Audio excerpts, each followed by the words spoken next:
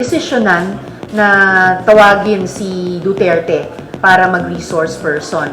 Kahit pagkatapos ng testimonya ni Elias Rene tungkol dun sa mga sako ng iba't ibang klaseng baril nung siya at si VP ngayon ay dumalaw dun sa mountain ni Kibuloy.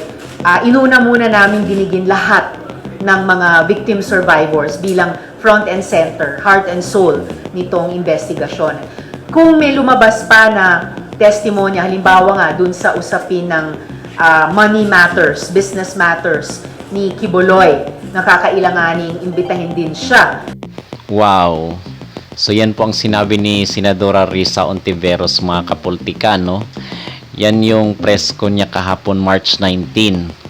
At kahapon din is inilabas din ng Senado yung warrant of arrest kontra dito kay Apollo Kibuloy hinggil sa issue ng human trafficking, child abuse, violation against women, at child labor, mga kapolitika.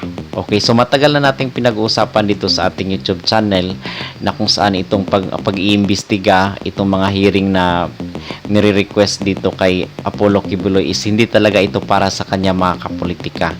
Okay, ang purpose nito is talagang ito sila Duterte. Ito yung gusto nila na padaluhin dyan sa Senado at i-probe at i-inquest. So dahil hindi nga nag-join, hindi nag-pa-unlock itong si Kibuloy sa mga Senate hearing dyan sa Senado, is pinakontempt na ni Risa Ontiveros itong si Kibuloy, at nung pirmahan na ni Senate President Juan Miguel Zubiri yung contempt order, is doon na aprobado ang warrant of arrest nitong televangelist na si Kibuloy. Doon sa ating previous video is napag-usapan natin na itong mga kinakaso kay Kibuloy is hindi talaga siya yung punteriya. Siya lang yung forefront, siya lang yung harap ng totoong issue, mga kapolitika. Okay, si Kibuloy is siya lang yung naging sacrificial lamb nitong former President Duterte, kasi inuunti-unti yan eh. Hindi naman bigla yan na pupunteryahin yung mga Duterte. Kumbaga, dinadahan-dahan yan. So, ang point natin dito is bakit natin ito pinag-uusapan, kasi matagal na nating alam na hindi sila Kibuloy talaga ang punterya at pakay ng mga pag-iimbestiga dito. So doon sa testimonya nung isa sa mga resource person daw, di umano ni Risa Ontiveros, na kung saan is nakita daw yung mag-amang Duterte, itong si Sara at si former President Duterte, na hawak-hawak yung bag na kung saan may laman daw umanong mga armas. Okay, wala namang katotohanan kasi wala naman silang ebidensyang maipakita. Pwede naman silang magsinungaling, di ba? Pwede naman silang magsabi na kung ano-ano dyan sa Senado, pero ang mahirap doon is yung pagpapatunay or yung proof of evidence.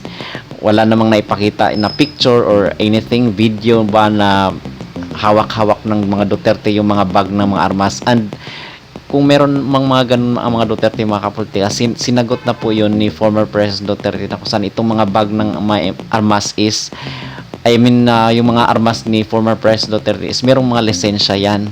Okay, at bakit sinisingil out yung former President Duterte na imbestigahan? Napakaraming tao, na malaking tao dito sa Pilipinas, mga kapolitika, ang napakaraming armas, nagmamayari sila ng mga ano-anong ammunition. At bakit ba itong si former president lang ang kailang gustong paimbestigahan? So something is wrong. 'Di ba dapat na magtanong ka, kaya pala pinaimbestigahan itong si Kibuloy ay dahil idadamay rin itong si former President Rodrigo Roa Duterte. At bakit nila ginagawa 'yun? Kasi threat 'yun eh, 'di ba? Sa 2028 mag-election, next year mag-election. So bago darating yung election is dapat mapilayan na, dapat mapatumban na itong mga kapangyarihan ng Duterte. At naniniwala ba kayo na si former president lang ang punterya dito? Sigurado ako, mga kapolitika, na idadamay rin dito yung mga anak niya, especially itong si Inday Sara, itong si Baste, itong si Pulong Duterte. Idadamay yan nila, mga kapolitika. Ang purpose niyan is pahinain yung puwersa, pahinain yung mga impluwensya ng Duterte, kasi alam nila na once makabalik ang isang Duterte sa kapangyarihan is babalikan sila nito. So ang gagawin nila dyan is isi-secure talaga nila na hindi na makakabalik ang Duterte dito sa kapangyarihan. Kung makabalik man mga kapolitika is sa mga mababang level na lang, hindi na sa doon sa presidential, kasi pag nasa presidential yan, lahat ng decision yan manggagaling mismo sa taas yan, at iisa-isahin yung mga opponents, yung mga detractors, yung mga critics ni former president, especially itong sila Ontiveros, itong mga kampo ni Bongbong Marcos. Iisa-isahin yan once makabalik ang Duterte sa kapangyarihan, at yun ang ayaw nilang mangyari mga kapolitika. Okay? Kasi pag nangyari yun, mauubos din sila.